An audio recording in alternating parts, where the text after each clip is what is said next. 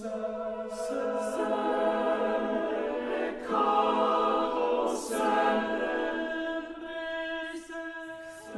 to the Choral Connection, a series of interviews with musicians with whom Maestro Harold Rosenbaum has collaborated over his 47-year international conducting career. We hope you are inspired by their artistry and the stories they have to tell. For more about the series, please visit www.haroldrosenbaum.com.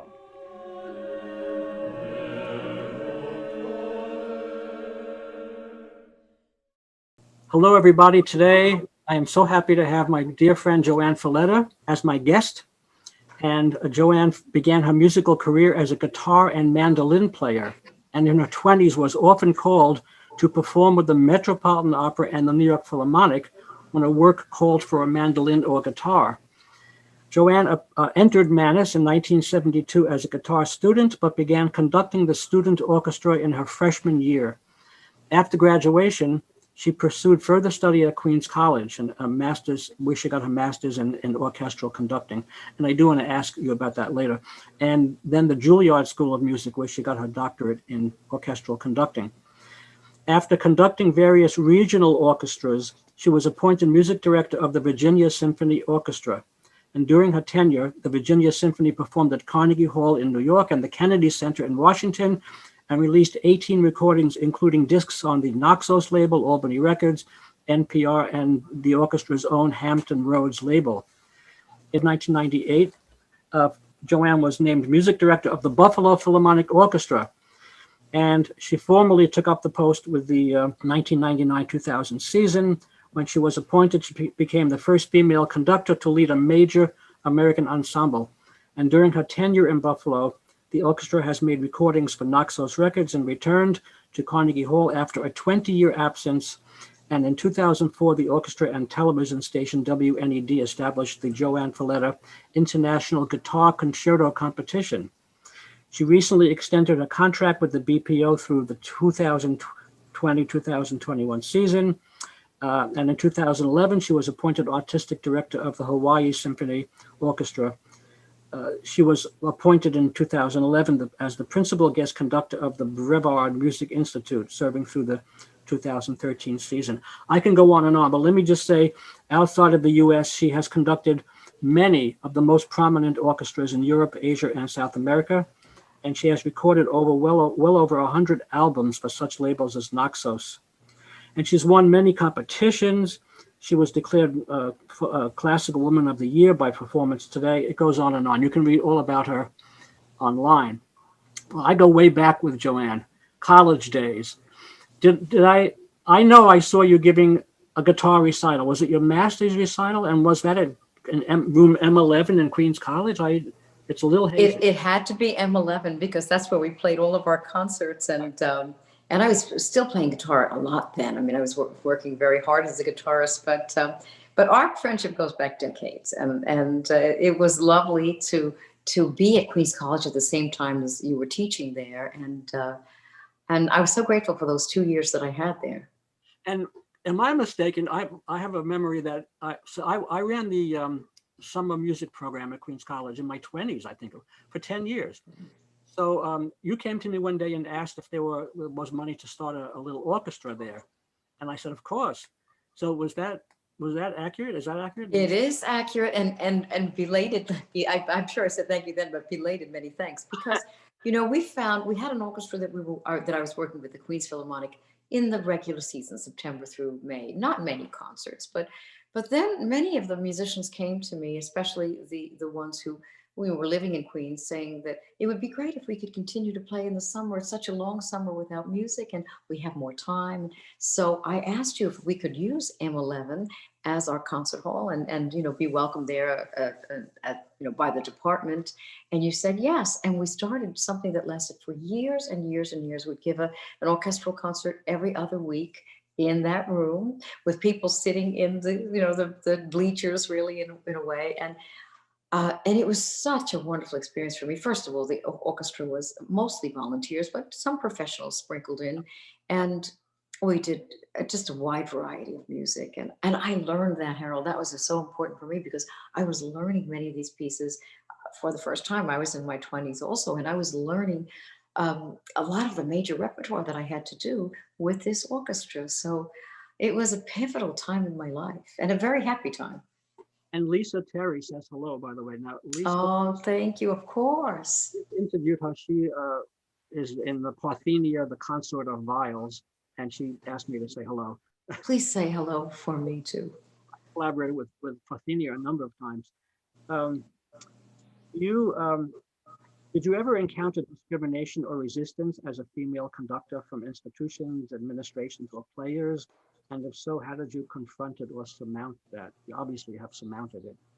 Well, If, you if know, there was some, you know, I never dwelled on it because I thought it just got in my way of just focusing. But yes, because when I started conducting, there weren't that many examples of women with successful careers. There were wonderful pioneers like Sarah Caldwell, Eve Queller, also Antonia Brico, names that I'm sure you know, but they had a terribly hard time, really hard time. So it was easier for me, but there still was a lot of suspicion about whether women could conduct. And a lot of it was under the surface, you know, so um, I was, you know, just trying to ignore it. Some of it was more overt, you know, and I felt it especially when I went out of the country for the first time, when I was conducting in Mexico or conducting in Germany.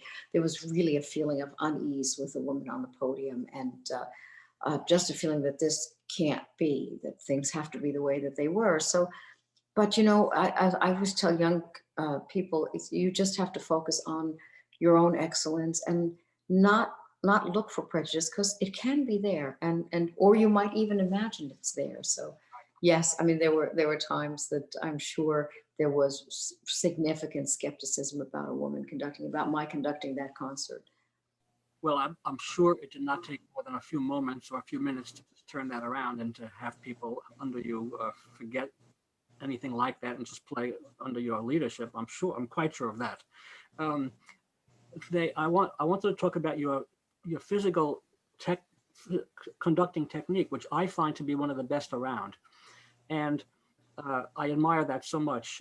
Now, did you study conducting with Paul Maynard at any time, or I played with Paul, and first of all, thank you, Harold, because coming from you, a person who is so conscious of sound and so conscious of the beauty of sound and the approach to the line, that means a lot, because that's what we do as conductors. We can't always talk about it, but we have to do it. But I had the wonderful experience of working with Paul in his Collegium Musicum, oh, which was for me, I played lute in such a happy time with him, and oh, those wonderful concerts with him. So that was one of the great highlights of Queens College.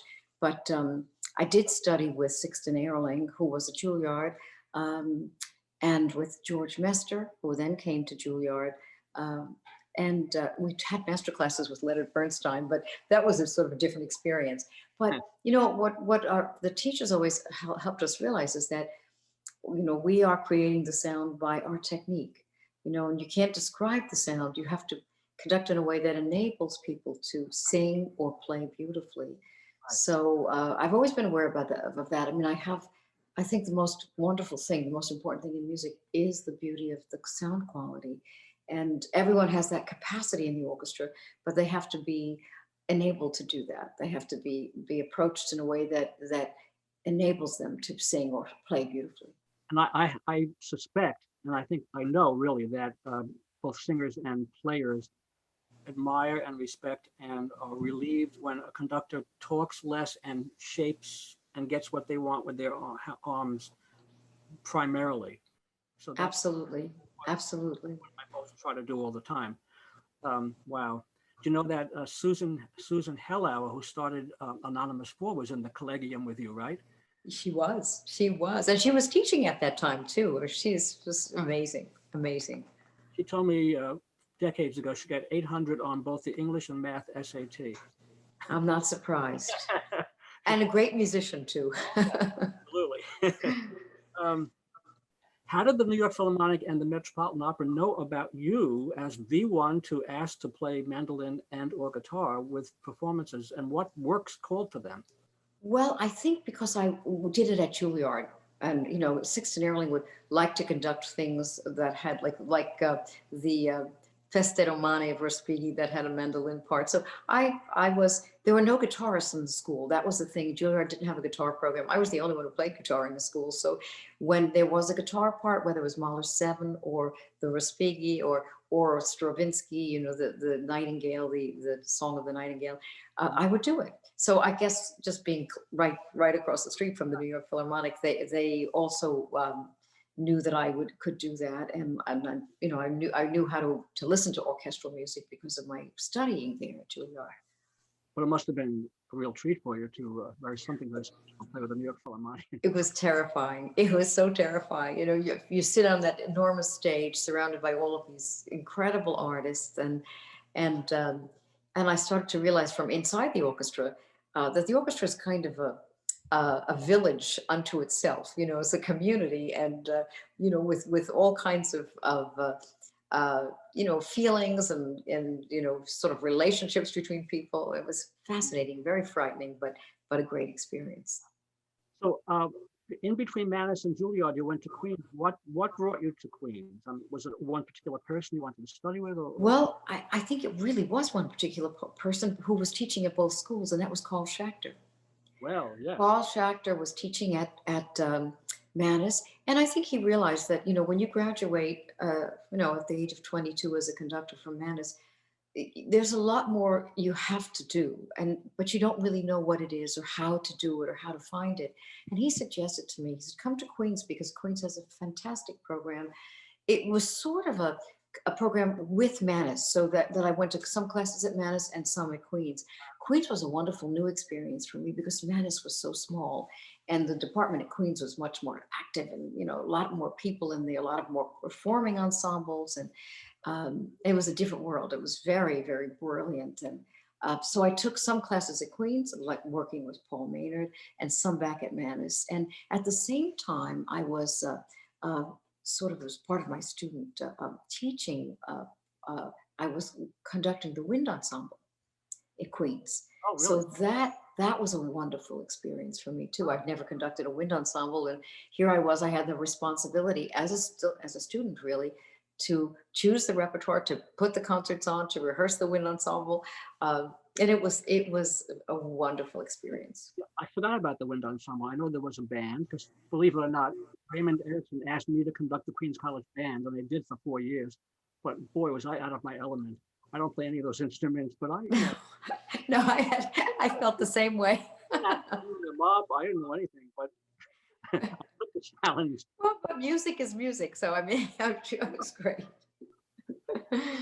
Who had conducted the wind ensemble before or after? I think it was Roger Nierenberg who had just left, and I'm not sure where he went at that point.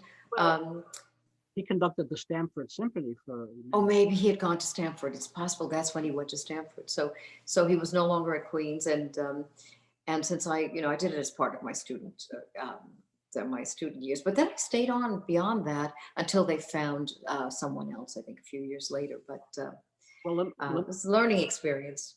Yeah, let me just jump for a minute to your incredible career. I mean, you've been all over the world, and you are known for many things, but among them introducing contemporary music and many world premieres.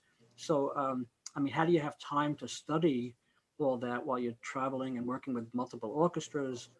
It's, you know, because I mean, I've conducted world premieres, but they're relatively short choral pieces, but you've done so many thousands of hours of that. Well, you know, I really love new music. I've always loved new music. And I think I started to get very interested in it when I was working with the Women's Philharmonic, was just pretty soon. Well, as a Juilliard, I started to work with them, and I would go to San Francisco, and all of the pieces were new. There was nothing I knew. There was nothing even a name that I heard, because this was by women of the past and contemporary women, many young women who were writing pieces.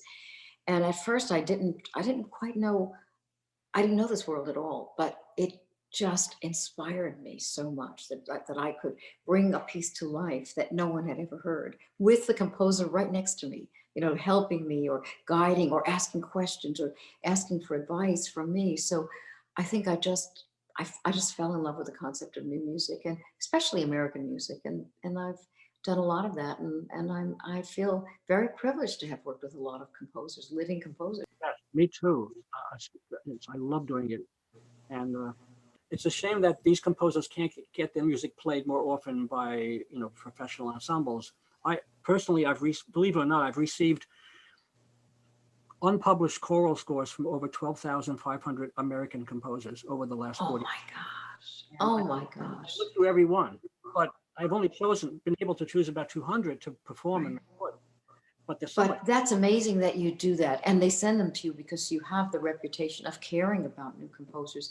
And many of them are really just don't know how to get their music played. And No. I think it's our responsibility as American conductors to do this, but it's more than a responsibility. It's a joy. I mean, to give a voice to what's happening in our country now, what they're writing is a great thing. I wish more conductors would feel that way. Yeah.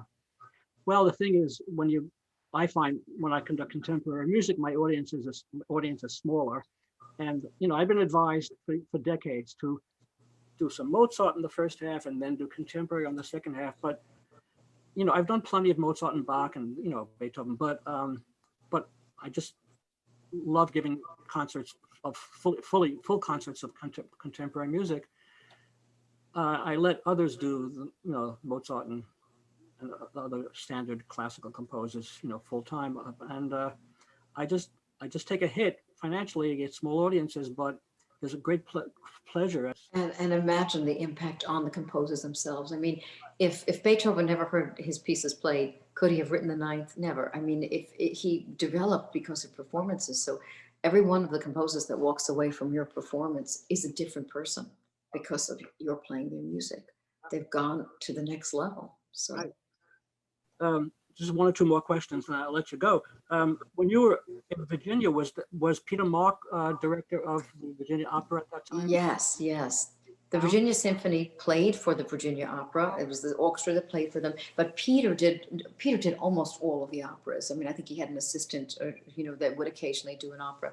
But Peter was there for a very long time, and a lot of great voices came through the Virginia Opera, including Renee Fleming. No, I think she made a debut. Yeah. Yeah, it's unbelievable. Well, for those of you who don't know, Peter Mark is Thea Musgrave's husband. Yes. And she's 92, and she wrote a trumpet concerto last year, and it just won a major award in England. She's quite amazing. She's a hoot.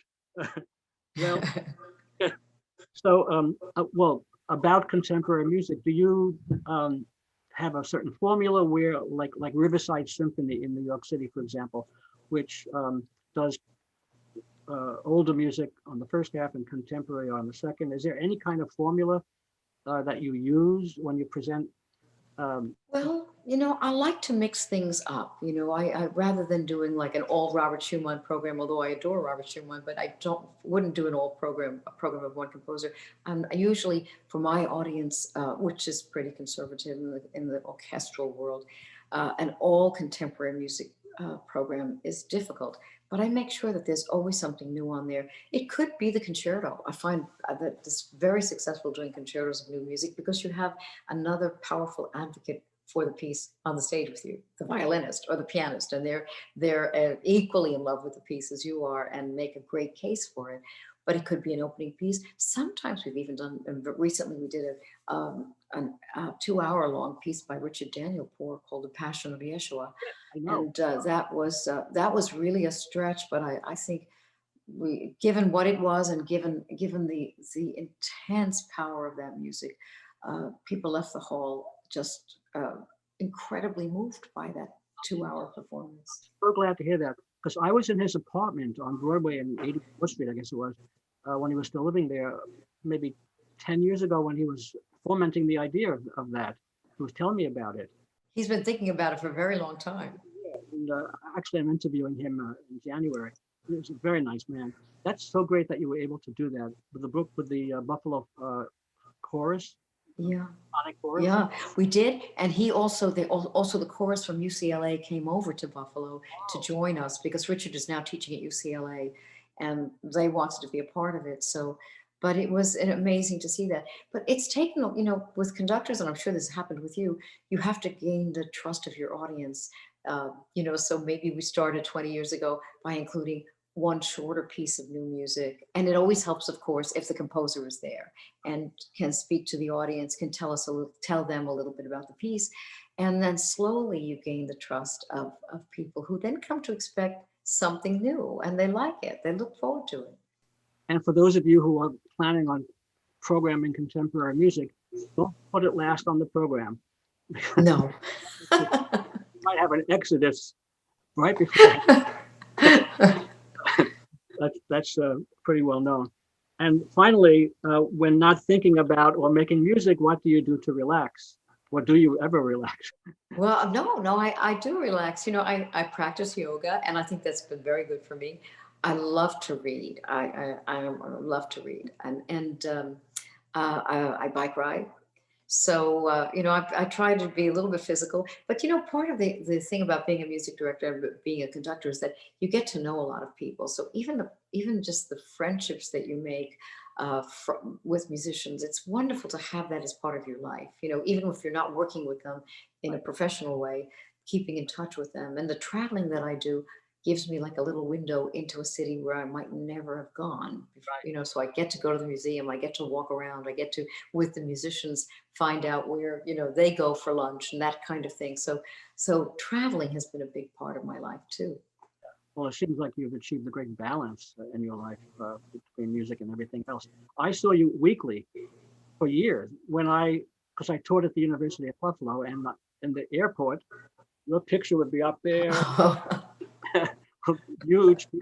So that was very nice to me. Yeah.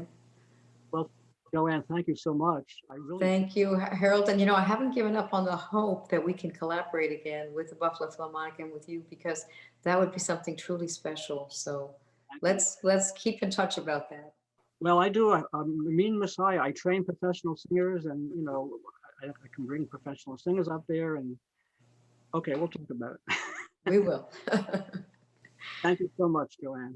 Thank you, Harold. It was great to see you and great to talk to you. Take care. Bye-bye.